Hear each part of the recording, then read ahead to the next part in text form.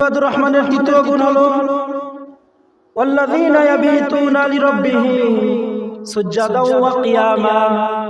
ইবাদুর রহমানের তৃতীয় গুণ আল্লাহ তাআলা বলেন যে তারা সুজদাও ওয়া কিয়ামা, রাতের আধারে তারা সিজদা দিবে, রাতের আধারে তারা কিয়াম করবে।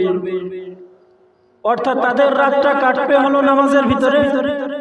তারা লম্বা লম্বা সিজদা দিবে, তারা লম্বা লম্বা রুকু দিবে, তারা যাই নামাজে দাঁড়িয়ে যাবে রাতের আধারে। অর্থাৎ রাত্র যখন গভীর হয়, তাহাজ্জুদের সময় ইবাদুর রহমান আল্লাহ পাকের বান্দা তারা নামাজের মধ্যে দাঁড়িয়ে যাবে। এই কারণে আমরা সকলে বলি যে আমরা আল্লাহ পাকের বান্দা, রহমানের বান্দা আমরা। কিন্তু অনেক বান্দা এমন রয়েছে যাদের সারা রাত গুনার ভিতরে কাটে, অনেক বান্দা এমন রয়েছে যাদের সারা রাত ইবাদতের ভিতরে কাটে। এই গুনার ভিতরে কাটা এবং ইবাদতের ভিতরে কাটা, দুইটা বান্দার ভিতরে পার্থক্য তালি কতটা। যাদের গুনার ভিতরে কাটে তারাও আল্লাহ তাআলার বান্দা বলে দাবি করে, এবং যাদের নামাজের ভিতরে কাটে, ইবাদতের ভিতরে কাটে, তারাও আল্লাহ পাকের বান্দা বলে দাবি করে। তো এই দুই বান্দার ভিতরে পার্থক্য তালি এবার দেখেন। আদমশুমারির বান্দা আর আল্লাহ তাআলার আদালতের বান্দা। এই কারণে যারা আল্লাহ পাকের পছন্দের বান্দা, আল্লাহ পাক তাদের জন্য নিয়মকে অনিয়ম করেন। কিন্তু যারা পছন্দের বান্দা নয়, তারা যদি কোনো অনিয়ম কাজ করতে চায় তো সে পারে না। এমনকি নিয়মের কাজ করলেও সে অনেক সময় ব্যর্থ হয়ে যায়। তাহলে ৩ নম্বর গুণ হলো আল্লাযীনা ইয়াবিতুনা লিরাব্বিহিম সুজদাও ওয়া কিয়ামা। রহমানের বান্দা হলো সে যে রাতের আধারে নামাজরত থাকবে। আল্লাহ রাসূল সাল্লাল্লাহু আলাইহি সাল্লাম রহমানের বান্দা। আল্লাহ রাসূল সাল্লাল্লাহু আলাইহি সাল্লামের নামাজ কেমন ছিল?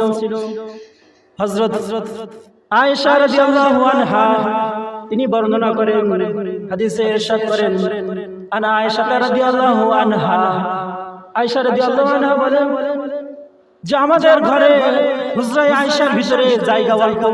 এই জায়গার ভিতরে আল্লাহ রাসূল সাল্লাল্লাহু আলাইহি সাল্লাম আর আমি গাদাগাদি করে অনেক কষ্টে আমরা থাকি। দুইজন একসাথে আমাদের জায়গা হয় না।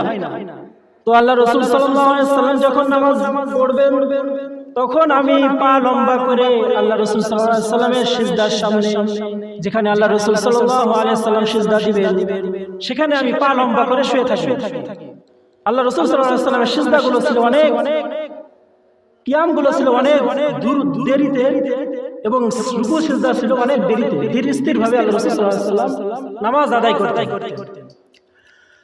তো আয়েশা রাদিয়াল্লাহু আনহা বললেন যে আল্লাহ রাসূল সাল্লাল্লাহু আলাইহি সাল্লাম যখন দাঁড়িয়ে নামাজ পড়তেন, আমি পা লম্বা করে শুয়ে থাকতাম। আর যখন আল্লাহ রাসূল সাল্লাল্লাহু আলাইহি সাল্লাম সিজদা আসতেন, তখন আমার পায়ের ভিতরে আলতো করে আস্তে করে চিমটি কাটতে উঠত। তো আমি আমার পা সরিয়ে নিতাম, আবার আল্লাহ রাসূল সাল্লাল্লাহু আলাইহি সাল্লাম সিজদা দিয়ে আবার উঠে যাইতেন, আর আমি তখন আবার পা লম্বা করে দিতাম।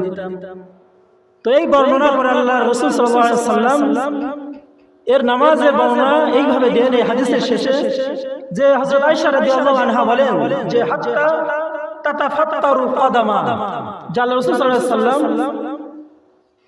নামাজের ভিতরে দাঁড়িয়ে এত সময় দাঁড়িয়ে থাকতেন যে আল্লাহ রাসূল সাল্লাল্লাহু আলাইহি সাল্লামের পা মুবারক ফুলে যাইত। আল্লাহ রাসূল সাল্লাল্লাহু আলাইহি সাল্লামের গায়ে জ্বর চলে আসতো, এত ইবাদত বندگی তিনি করতেন। অথচ আল্লাহ রাসূল সাল্লাল্লাহু আলাইহি সাল্লামের পূর্বের গুনাহ পরের গুনাহ আল্লাহ পাক মাফ করে দিয়েছেন। তারপরে আল্লাহ রাসূল সাল্লাল্লাহু আলাইহি সাল্লাম ইবাদুর রহমান হওয়ার কারণে আল্লাহ তাআলা ইবাদত বندگی করতেন। আর আমাদের তো ৫ ওয়াক্ত নামাজের বেলায় খোঁজ নাই।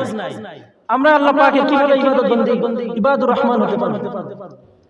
আমরা তো ৫ ওয়াক্ত নামাজ পড়ি না। আর আল্লাহ রাসূল সাল্লাল্লাহু আলাইহি সাল্লাম তাহাজ্জুদের নামাজে, রাতের আধারের যে নামাজ, ওই নামাজে আল্লাহ রাসূল সাল্লাল্লাহু আলাইহি সাল্লাম দাঁড়িয়ে তার পা মুবারক খুলে ফেলাইলেন। তো যখন আর দাঁড়িয়ে থেকে গায়ে জ্বর চলে আসলো, তিনি শীতে কাঁপতেছেন, এবং হযরত আয়েশা রাদিয়াল্লাহু আনহা তার গায়ে কম্বল জড়িয়ে দিলেন। তো যখন তার গায়ে কম্বল জড়িয়ে দিলেন, তো আল্লাহ তাআলা তার বান্দাকে, ইবাদুর রহমানকে তিনি এইভাবে ডাকতেছেন, ইয়া আইয়ুহাল মুযাম্মিল। আল্লাহ তাআলা রাসূলকে আল্লাহ তাআলা এইভাবে সম্বোধন করে ডাকতেছেন, ইয়া আইয়ুহাল মুযাম্মিল কুমিল লাইলা ইল্লা ক্বালিলা নিসফাহু আও ইনকুস মিনহু ক্বালিলা আও জিদ আলাইহি ওয়ারাত্তিলিল কুরআনা তারতিলা। আল্লাহ তাআলা তার বান্দাকে, তার রাসূলকে ডাকেন যে হে কম্বল জড়িয়ে নামাজ পড়নে ওয়ালা, আপনি কষ্ট করবেন এই কারণে কি আপনাকে আমি কোরআন নাযিল করেছি, আপনি কষ্ট করবেন এই কারণে কি আমি আপনাকে নামাজ দিয়েছি। অর্থাৎ আপনাকে এত কষ্ট করা লাগবে না। দেখেন না আপনি আপনার পা মুবারক খুলে ফেলেছেন, অর্থাৎ আপনি কিছু সময় কোরআন তেলাওয়াত করুন, তার তিলের সাথে কিছু সময় জিকির আজকার করুন এবং কিছু সময় আপনি ঘুমান, বিশ্রাম নিন। আল্লাহ তাআলা, আল্লাহ রাসূল যখন নামাজের ভিতরে কম্বল জড়িয়ে পা মুবারক খোলা অবস্থায় নামাজ আদায় করতেছেন, আল্লাহ তাআলা কোরআনের ভিতরে আল্লাহ রাসূলকে এই সমস্ত কথা বলেন। তাহলে বান্দার সাথে আল্লাহ পাকের কি সম্পর্ক, যে আল্লাহ তাআলা বান্দা যে একটু কষ্ট করতেছে, আল্লাহ পাক সঙ্গে সঙ্গে বান্দাকে বললেন যে আর নামাজ পড়তে হবে না, এবার একটু কোরআন তেলাওয়াত করুন, একটু জিকির আজকার করুন, একটু বিশ্রাম নিন। রাতের কিছু অংশ আপনি বিশ্রাম নিয়ে আবার সকাল হলে আবার আপনি ইবাদত বন্দেগী করেন।